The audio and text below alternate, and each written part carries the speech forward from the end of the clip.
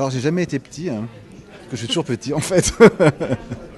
J'ai jamais devenu grand, je suis resté petit. Non, pas du tout en fait. Bizarrement, mon rêve d'enfant c'était de faire des films, mais pas forcément les effets spéciaux.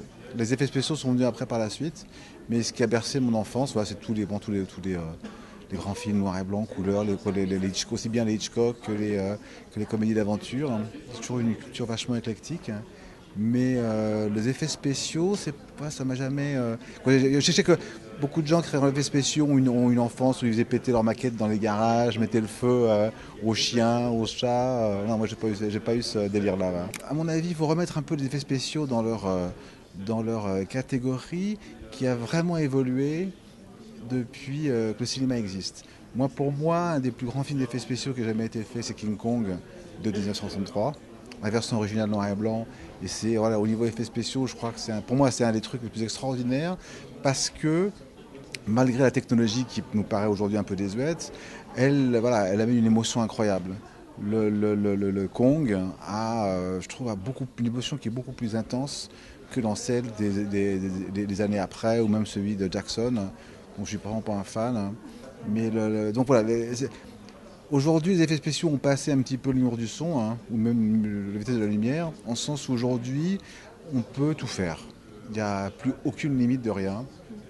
Et voilà, à force de ne pas avoir de limites, personnellement, voilà, je trouve qu'on est arrivé un peu à la limite justement de l'exploitation à outrance des effets et que les films à effets spéciaux sont plus drôles, quoi. Bon, mais c'est bon, ça c'est un truc qui n'engage que moi. Hein. Et qu'à un moment, voilà, c'est une surenchère, mais qui est plus intéressante puisqu'il n'y a plus de limites. C'est-à-dire que quand moi j'ai commencé il y a une vingtaine d'années, en tout cas dans les effets spéciaux, on avait une limite qui était très très proche et à chaque fois le challenge c'était d'essayer d'aller un peu plus loin avec toujours le problème de production. C'est-à-dire qu'on prend à l'époque, on prenait des risques en faisant des effets, avec un risque de pousser la barre un petit peu plus haut, hein, mais de se dire, voilà, je pousse la barre, mais je ne veux pas me risquer que ça ne marche pas. Il y a toujours un truc où on était un peu sur le fil en disant, on priait le Seigneur pour que ce qu'on espérait qui allait marcher. Et qu'aujourd'hui, bon, c'est une autre économie, voilà, c'est qu'on peut tout faire, c'est plus qu'une question d'argent, aligner les ordinateurs avec les talents derrière, hein, et c'est sans limite. Bon, ce qui c'est pas négatif, mais c'est un autre monde. Ouais, parce que alors maintenant, dans les effets spéciaux, il y a toujours plein de manières d'envisager les choses. C'est-à-dire que il faut et ce qui a été en fait le propre de mon boulot quand je démarrais ça, c'est d'essayer dans le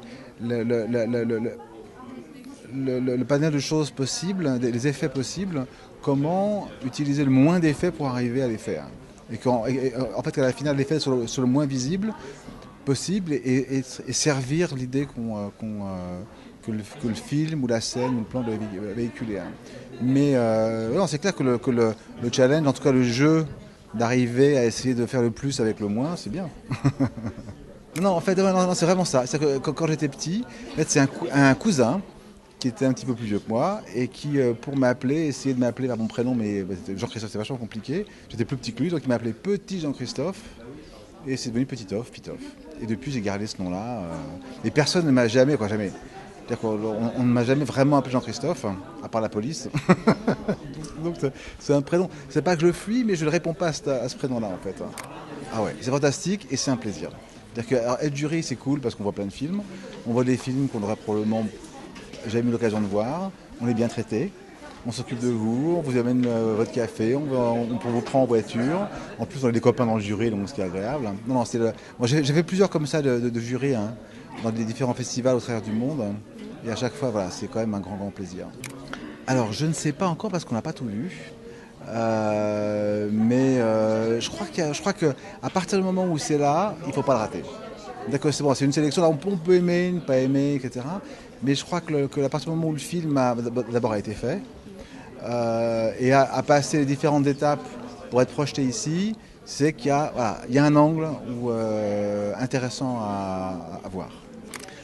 Alors pour la suite, j'ai un projet en Chine.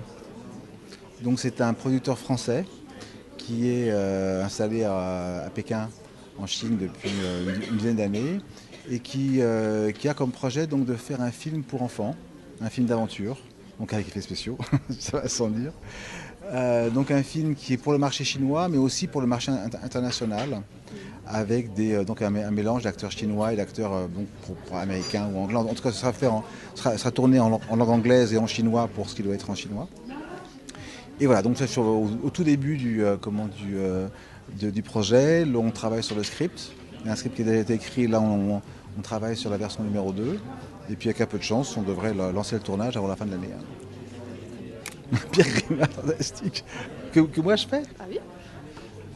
Ah, je sais pas faire les grimaces, il faut vraiment que je fasse une grimace. Ah bah oui.